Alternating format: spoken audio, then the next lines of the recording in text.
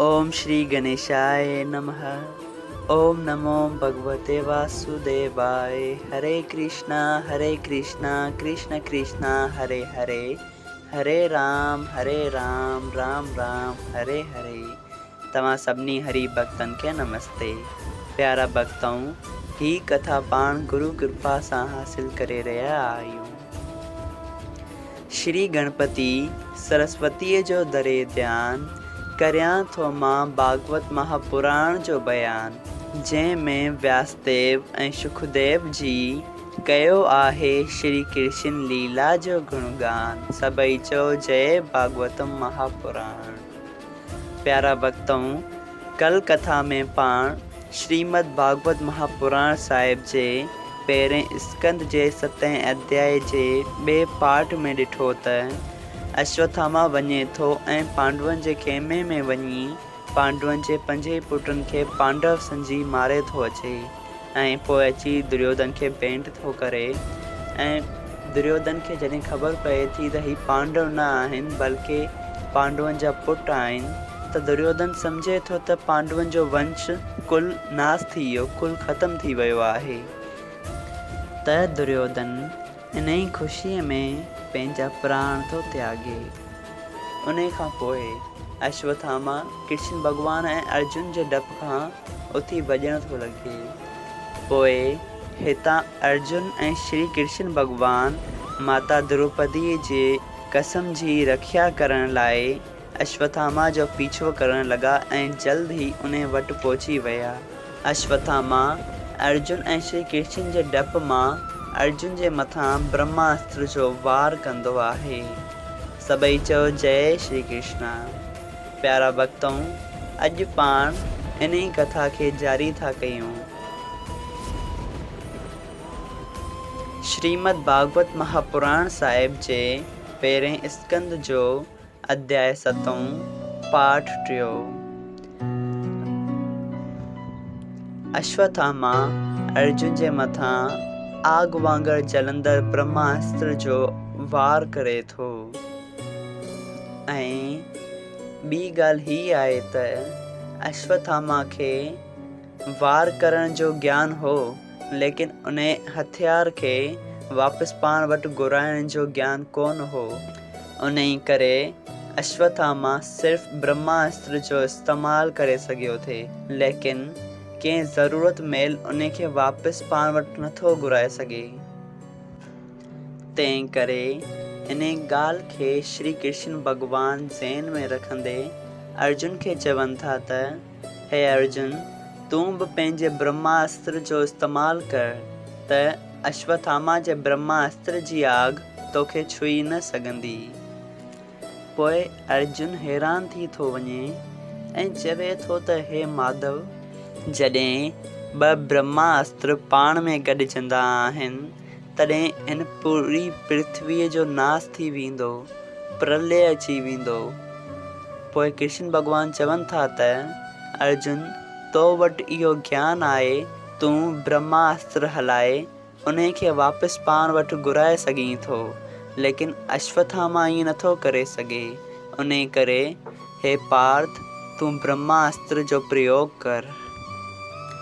पोइ अर्जुन श्री कृष्ण जी आज्ञा अनुसार ब्रह्मास्त्र जो प्रयोग कयो। उन ब्रह्मास्त्र वञी अश्वत्थामा जे ब्रह्मास्त्र खे अर्जुन ताईं पहुचण खां रोकियो। आख़िर कुझु देर ताईं 2 ब्रह्मास्त्र पाण में टकरजंदा विया ऐं महाभयानक आग कढण लॻा।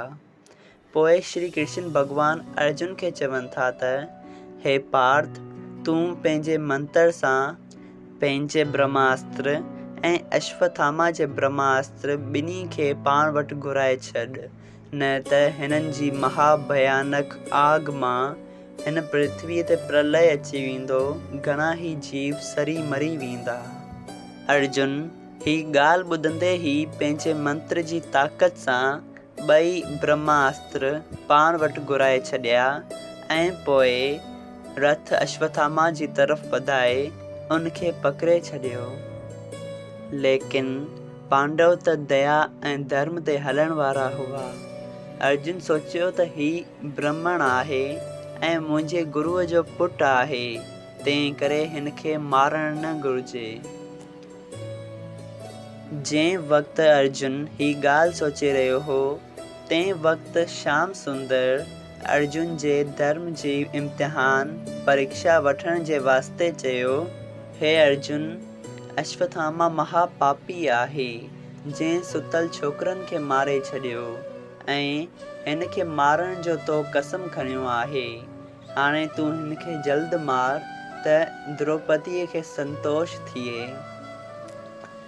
ही ॻाल्हि ॿुधी अर्जुन चयो त हे महाराज, तव्हां सच था चओ, पर ब्राह्मण खे मारणु वॾो पाप आहे ऐं गॾोगॾु ही मुंहिंजे गुरुअ जो बि पुटु आहे, उन करे हिन खे मारणु न घुरिजे। तंहिं करे हिन खे ॿधी द्रौपदीअ वटि वठी था वञूं, जीअं उहा चवंदी तीअं कंदासीं। श्री श्याम सुंदर अर्जुन जी इहा ॻाल्हि मञी ऐं पोइ अर्जुन अश्वत्थामा खे रसे मां ॿधी द्रौपदीअ वटि वठी वियो। हेॾां द्रौपदी बि परमेश्वर जी भक्तण हुई त उन अश्वत्थामा खे ॿधल ॾिठो त संदसि दिलि में दया ऐं धर्म भरिजी आयो ऐं रोई करे कृष्ण भॻवान खे स्तुति करे चवणु लॻी, हे महाराज, तव्हां मुंहिंजो ॾिनल कसम पूरो कयो। हाणे हिन खे छॾे ॾियो, छो त हिन जे मारण करे मुंहिंजा 5 ई पुट वापसि जीअरा कोन थींदा। उन करे हिन खे मारण मां उल्टो पाप लॻंदो, छो त ही ब्राह्मण आहे। हिन खे हिन जे पापनि जो फल पाणे भॻवान ॾींदो, छो त जंहिं वक़्तु आऊं हिन खे मारण जी ॻाल्हि थी सोचियां, तंहिं वक़्तु मुंहिंजे हृदय में हिन जी माता कृपी जो ख़्यालु अचे थो त उनखे केतिरो ॾुख थींदो। द्रौपदीअ जी इहा ॻाल्हि ॿुधी युधिष्ठिर, नकुल ऐं सहदेव ख़ुशि थी चयो त द्रौपदी बिल्कुलु सही थी चवे, छो त अश्वत्थामा जे मारण करे सवाइ ब्रह्म हत्या जे पाण खे ॿियो छा मिलंदो। सभई चयो जय श्री कृष्णा। अगरि तव्हां सभिनी हरि भक्तनि खे हिन कथा मां लाभ हासिल थियो हुजे त कृपया हिन कथा खे ॿियनि हरि भक्तनि सां शेयर कयो त उन्हनि जो बि भलो थिए। जय सिया राम। राधे राधे।